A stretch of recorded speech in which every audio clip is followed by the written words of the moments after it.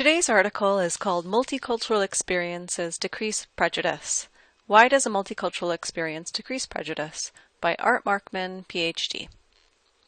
First, we're going to look at some vocabulary. Our first word is prejudice, which is a preconceived opinion that is not based on reason or actual experience. Then we have sectarian violence, which is conflict among groups of different religions.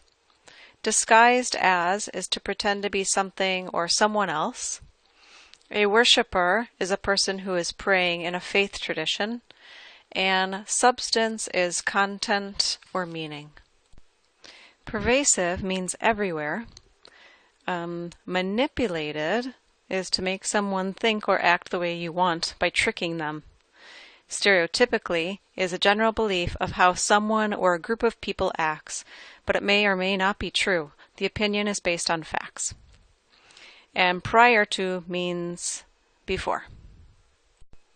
Regardless means in any case, and endorse is to support a candidate.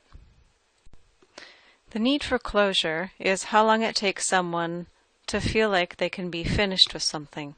And lastly, we have bear in mind, which is to keep thinking about something and how it relates to something else.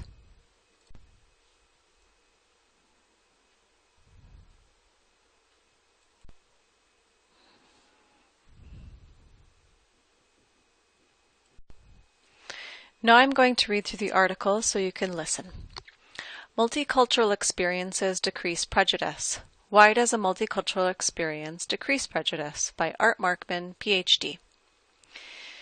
Prejudice has been in the news quite a bit lately. Just yesterday, in yet another example of sectarian violence, a terrorist disguised as a worshiper bombed a Muslim holiday service in Afghanistan.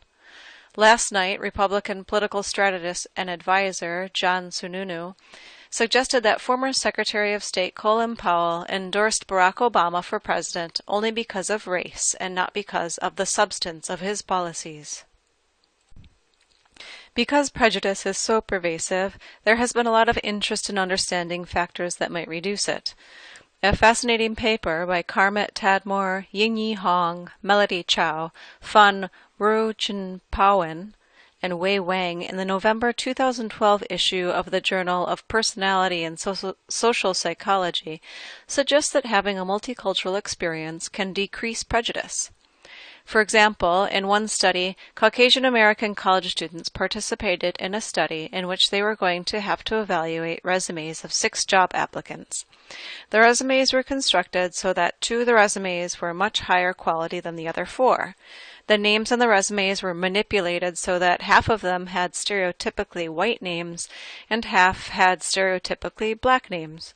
The names were randomly assigned to the resumes in different ways for different participants, so any difference in evaluation of the resumes from people with black and white names has to result from the name and not the quality of the resume. Prior to evaluating the resume, some participants watched a video that contained images of both American and Chinese culture. Much previous research shows that watching these videos gives people a greater appreciation for the similarities and differences between American and Chinese culture. 2 other groups of participants watched either a video with only images from American culture or with images only from Chinese culture. Participants who saw videos with images from only one culture recognized that some of the resumes were stronger than others, but they generally felt that the strong resume from the person with the white name was better than the strong resume from the person with the black name. Those who saw the video with images from both American and Chinese culture evaluated the strong resumes equally, regardless of the name on them. So, having a multicultural experience decreased prejudice. Other studies in this series found that people given a multicultural experience were also less likely to endorse negative stereotypes about groups. Why does this happen? The researchers suggest that having a multicultural experience decreases people's need for closure. Need for closure is the extent to which people need to be finished thinking about something. The higher your need for closure, the more that you use secondary sources of information to make judgments.